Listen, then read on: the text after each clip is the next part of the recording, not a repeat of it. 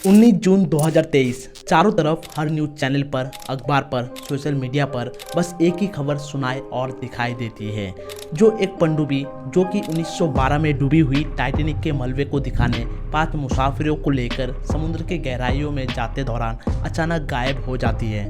2-4 दिन तक rescue team जी जान लगाकर इनको बहुत ढूंढने की कोशिश करते हैं, मगर नाकाम रहते हैं। फिर आखिरकार 22 जून 2023 को रेस्क्यू टीम को पनडुब्बी मिल जाती है, मगर पनडुब्बी में सफर करने वाले वो 5 मुसाफिर वो नहीं मिल पाते हैं। आखिर समुद्र की गहराई में जाने के बाद ऐसा क्या होता है इस पनडुब्बी के साथ, जिसकी वजह से 5 मुसाफिर रहस्यमय तरीके से गायब हो जाते हैं। आज के इस वीडियो में इस पनडुब्बी का सफर शुरू होने से लेकर खत्म होने तक की हर एक घटना की पूरी कहानी जानेंगे। तो चलिए शुरू करते हैं।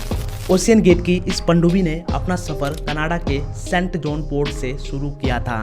जिस लोकेशन में टाइटैनिक के मलबे बिखरे हुए हैं, वो लोकेशन सेंट जॉन से 700 किलोमीटर दूर नॉर्थ अटलांटिक के ओशियन में आती है। इस सफर को सैटरडे यानी 17 जून 2023 को शुरू किया जाता है और प्लान के मुताबिक अगले दिन यानी संडे को सुबह 8 बजे इस पनडुब्बी को पानी में उतारा जाना था। आपको यहाँ पर एक बात बताते चले कि इस डाइव से पहले पनडुब्बी में एक प्रॉब्लम नोटिस किया जाता है, लेकिन उसके बावजूद अपनी जान दांव पर लगाकर इसको ओशन में उतारा जाता है। आखिर वो प्रॉब्लम क्या होता है जिसके बारे में पता होने के बावजूद इस खतरे को मोड़ लिया जाता है, वो सभी धीरे धीरे जानेंगे। इस सफर में कुल 5 लोग होते हैं और ये 5 लोग कोई छोटे मोटे या आम लोग नहीं होते हैं। सभी के सभी बहुत नामी और बेहद अमीर होते हैं, और कितना अमीर होते हैं आप उसका अंदाजा इस पनडुब्बी में सफर करने के टिकट प्राइस से लगा सकते हैं।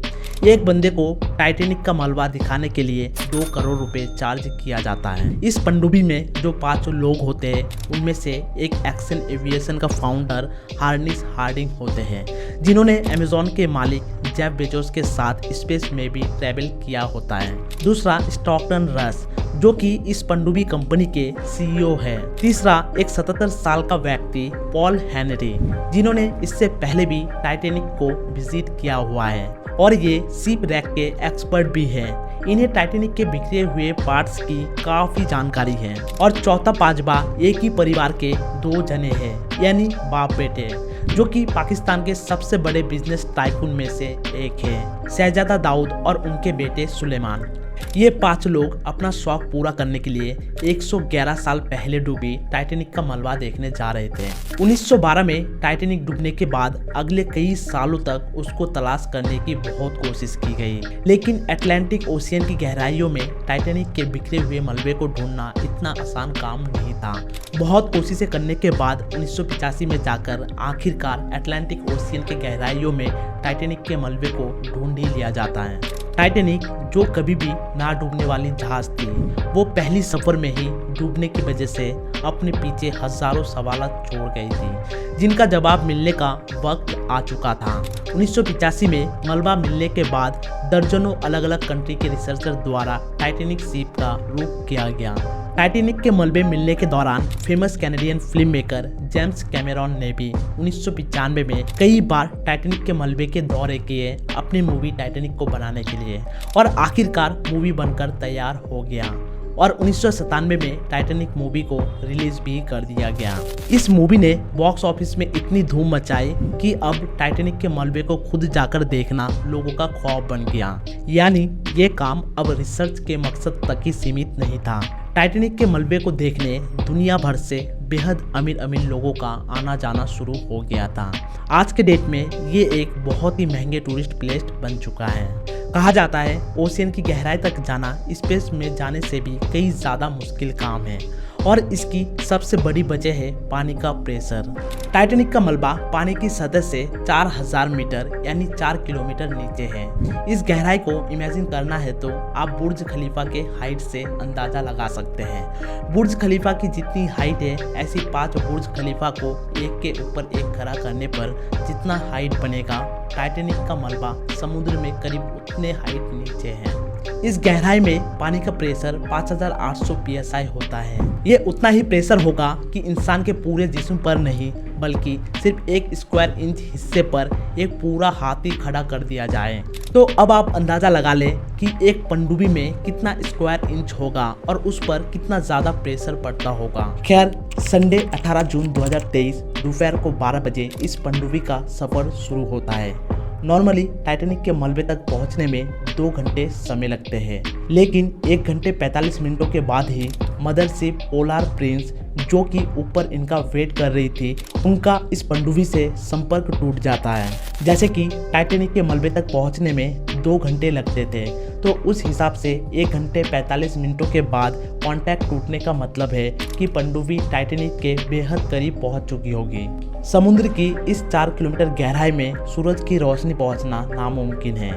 इस वजह से यहाँ पर हर वक्त अंधेरा होता है। इतने गहराई में वायरलेस सिग्नल वगैरह का टूटना एक नॉर्मल बात होती है, जिसके वजह से पहले इस बात को ज़्यादा सीरियस नहीं लिया जाता है, क्योंकि ऐसा सिग्नल टूटना इससे पहले भी हो चुका है। ये जो पूरा ट्रिप होता है, समुद्र के ऊपर से एकदम गहराई तक पहुँचना, फिर टाइटैनिक के मलबे को अच्छे से देखना और फिर वापस समुद्र के ऊपर आना, ये सब करने में टोटल 7 घंटे समय लगने थे।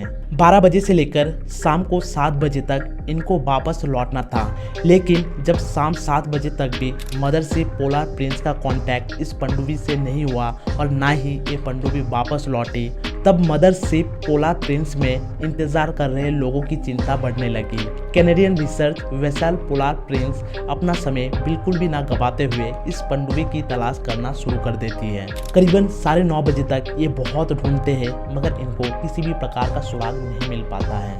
आखिर ये पनडुब्बी कहाँ गई होगी? जैसे जैसे समय बीतता है, इनकी चिंता और बढ़ने लगती है। फिर ये यूएस कोस्ट गार्ड से मदद के लिए गुहार लगाते हैं। फिर अगले दिन सोमवार को यूएस और कनाडियन शिप्स और प्लेन मिलकर पूरे एरिया में एक प्रॉपर सर्च ऑपरेशन शुरू कर देती है।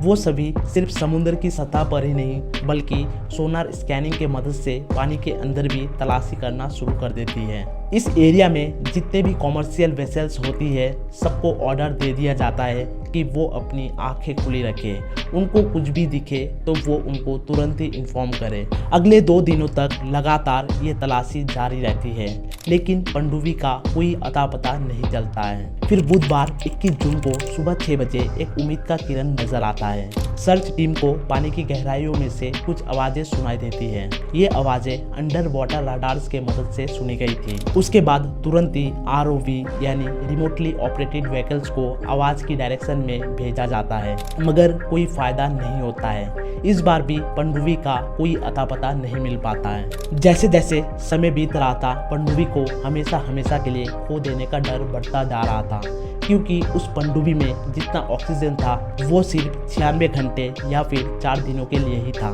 जिसमें से 3 दिन पहले ही गुजर चुके थे।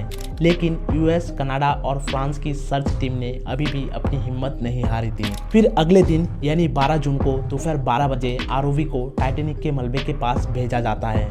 वहां पहुंचकर जो दिखाई देती है वो वाकई दिल को दहला देने वाला मंजर होती है। दोपहर के 3:48 पर ROV यानी रिमोटली ऑपरेटेड व्हीकल, जो कि टाइटैनिक के मलबे के पास पहुंच चुकी थी, उसने पनडुब्बी का एक हिस्सा टाइटैनिक से सिर्फ 1600 फीट दूर पड़ा हुआ देखा।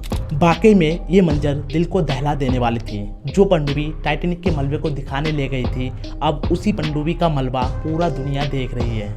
उस दिन जब पनडुब्बी पहली बार 5 मुसाफिरों को लेकर टाइटैनिक के दौरे पर निकली थी, उस दौरान सब कुछ ठीक ही चल रहा था, मगर 1 घंटा 45 मिनट बाद पनडुब्बी समुद्र की गहराई में पानी का प्रेशर बर्दाश्त नहीं कर पाई और वहीं पर फट गई, और इतनी तेज फटी जिसका कोई अंदाज़ा नहीं है, क्योंकि उसके सिर्फ एक हिस्से के मलबे को ही अभी तक खोजा गया और बाकी के मलबे और 5 मुसाफिरों का मिलना लगभग नामुमकिन है। 1 घंटा 45 मिनट के बाद जैसे ही ये धमाका हुआ, वैसे ही पनडुब्बी के साथ मदरशिप पोलार प्रिंस का संपर्क भी टूट गया। हालांकि मदरशिप पोलार प्रिंस में बैठे लोगों ने इस धमाके की हलचल थोड़ी बहुत महसूस भी किया था, मगर उन्होंने इसको गंभीरता से नहीं लिया और नज़रअंदाज कर दिया।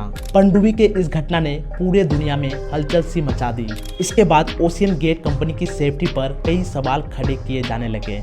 ओशियन गेट के CEO स्टॉकटन रस, जो कि खुद इस हादसे में अपनी जान गंवा बैठे हैं, उन्होंने 2021 में कहा था कि इस पनडुब्बी को बनाते वक्त कुछ रूल्स तोड़े हैं, जैसे कि पनडुब्बी को स्टील से बनाने की जगह एविएशन ग्रेड कार्बन फाइबर से बनाया। क्योंकि वो इस इंडस्ट्री में कुछ नया इनोवेशन करना चाहते थे। उसी वजह से स्टील को रिप्लेस करके कार्बन फाइबर का इस्तेमाल किया गया था। इस पनडुब्बी को बनाने के बाद इस पर 5000 से लेकर 10,000 PSI के प्रेशर पे भी टेस्ट किया गया था, जिसमें ये पास हो गई थी।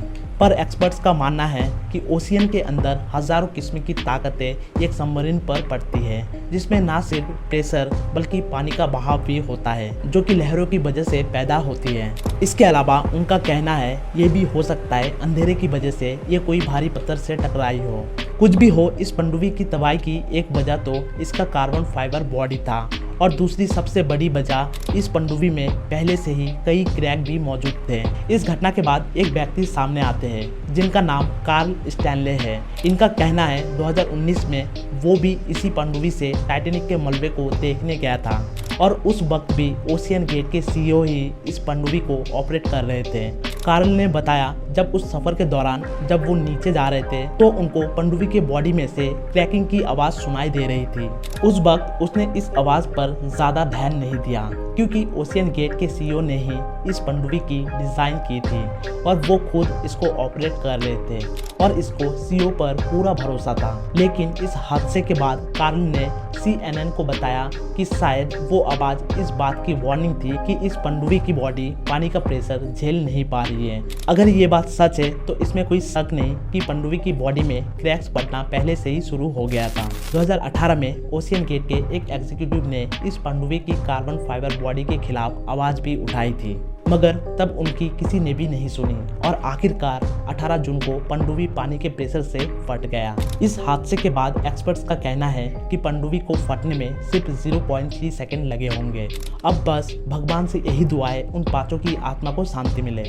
तो ये थी समुद्र की गहराई में पनडुब्बी गायब होने से लेकर उसके मिलने की पूरी कहानी।